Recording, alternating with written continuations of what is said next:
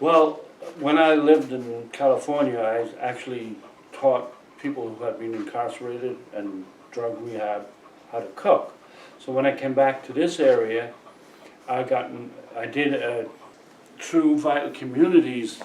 There's a program where you actually learn about your community, and they were doing a health day and whatnot, and I ended up going to Dartmouth Hitchcock, and the person was talking about poverty and what happens and how hard it is to change that. And Jonathan was sitting in the back, and he said, well, what about accountability? And I'm like, accountability, isn't that what it's all about? And so that really kind of resonated with me straight away. And then, you know, in that program with Vital Communities, I also spent a day at Springfield Prison. And, you know, you see, like there was one particular person there who had been arrested up here, but actually was from the Bronx. And he was stuck. He had no one up here, didn't know anyone. And, you know, he was stuck in the Vermont prison system. But I followed up with Jonathan, and I started doing the rep panels. And I found the rep panels to be eye-opening. You might think about your life, but when you hear the stories. And so to me, it's about giving back to the community and helping other people. And so the rep panels became a regular thing for me. And I found you could have one person who was on the person's case and another person who was kind of a little less.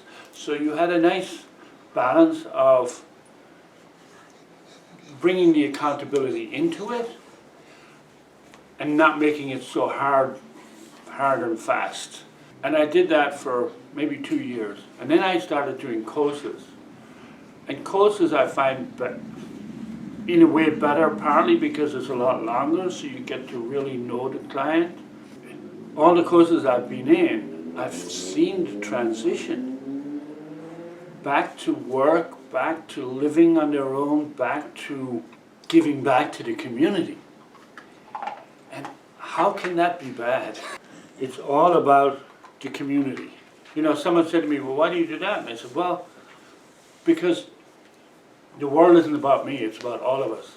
And if I can make a difference and help someone else make a difference in their community or even in their family, and where people are held accountable, a lot of times clients haven't had to be accountable. They haven't had to. There's always been an excuse. That's not what life's about. We can't have excuses all the time. We've got to, you've got to stand up and say, well, I did it and I was wrong, and this is what I got to do to rectify what I did wrong.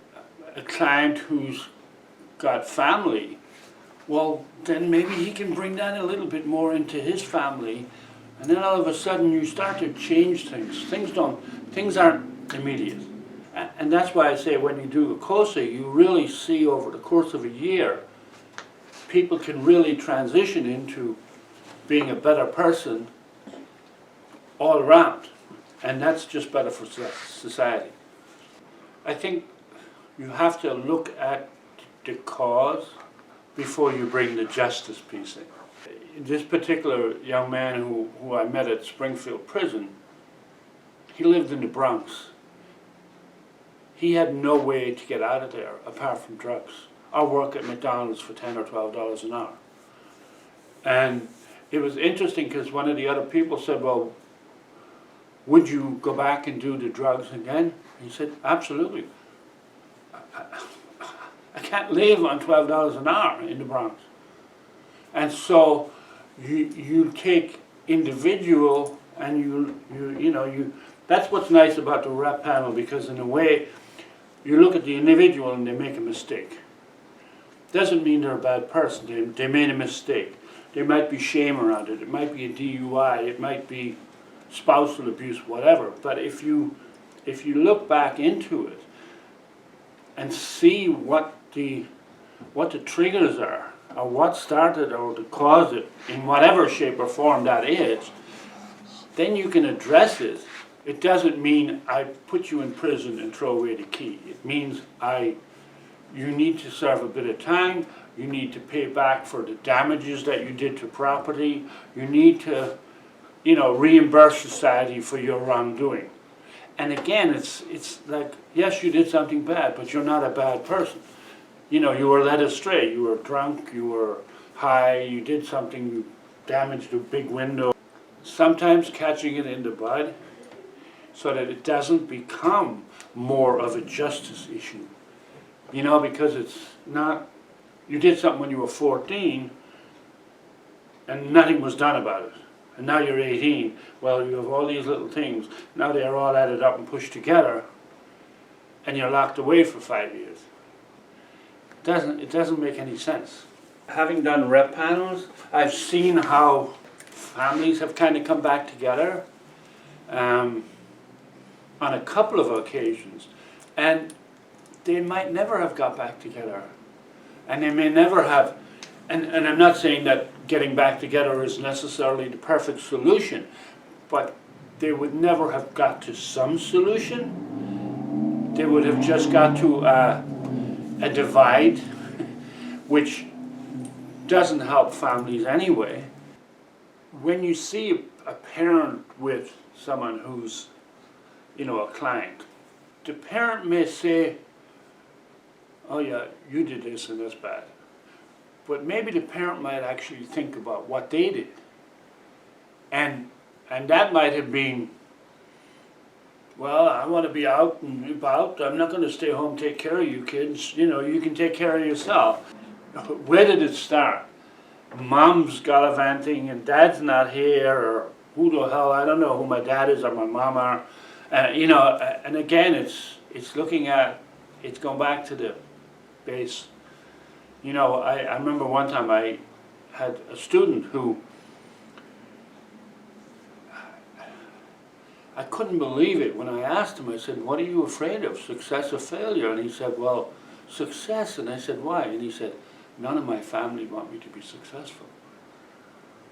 And so, is it his fault? That's, but that's going back to the base, where it comes from. I think actually going to a parole board and seeing someone getting parole and actually in a way being asked myself by the parole board what I have seen and being able to be open and honest and genuine and really believing and knowing that what I was telling them was what transitioned in the whole process. And that was beautiful. I mean, it was like, I know I made a difference for that person, but I also know that that person had gone from A to Z, and I saw that transition. And that to me is what, the COSA is about. I would say in the case of the rep panels, it's a little different because you only see the person maybe 2 or 3 times. So it's hard to have a aha moment kind of thing.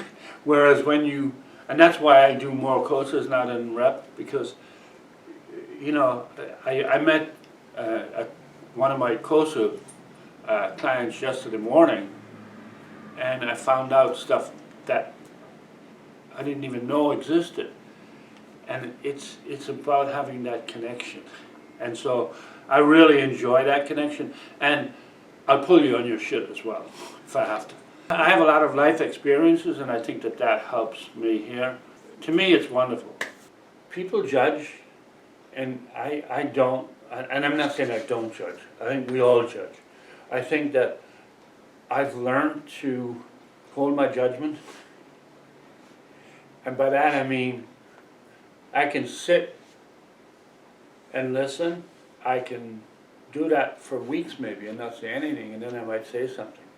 And doing COSAs gives me the opportunity to reflect on what's being said to me, and maybe, other people in the COSA will have their say, and I might take something that they say, or they may take something I say, and it's kind of like it's baby steps initially, and sometimes the steps are forward and sometimes they're back.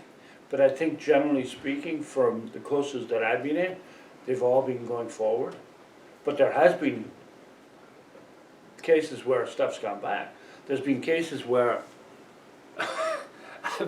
I don't want you on my course anymore. Well, I'm sorry, I am. And that's how it is. And they have a right to say they don't want me on the COSA, but I think there is a piece that it's important to be able to bring up the stuff that they don't necessarily want to bring up, because that's what helps people. I mean, I do a lot of stuff with men around men's work, and so it's not necessarily, you're not forcing anyone to bring up anything they don't, but in a closed container. And I tell whoever the client is, I'm here because I want to be here. I want to help you. This isn't about me. This is about you. And so, I had one of my COSA clients recently. He said, well, my PO's on my case and this and that. And I said, hold on a minute. I said, they know you. They know your history better than I do. But you know what? They're here for you. They don't want you to go where you were before. So think about it from that perspective. It's so fulfilling. I would say that you've got to have an open mind, because I think that I just mentioned about judgments and how we all have judgments and all the rest of it. And, I do some other volunteer work, and you cannot have judgments. You can't. You may have them, but you can't bring them up. You've got to let the flow go. Because if someone senses that you're judging me, well, they're not going to open up anyway. And there's a quote that I read recently, and it says, I won't be your coach, but I'll be your mentor if you let me in. We live in an area where a lot of people are kind of conscious anyway, rather than other places where they're not. And I'm not saying that's true for everywhere by any manner or means, but I think this area is pretty open. I think Vermont is pretty open. And I know that restorative justice is being done in schools, it's been done in New York, there's a lot of places it's been done. I was thinking about it when I was coming over here, and it's too bad that we just lock people up for petty stuff to start with. Because that's the start of the slap on the wrist. Now it's, you know what I mean? And how do you stop that? And the whole issue with policing right now is going through the roof, but it's about community policing as well.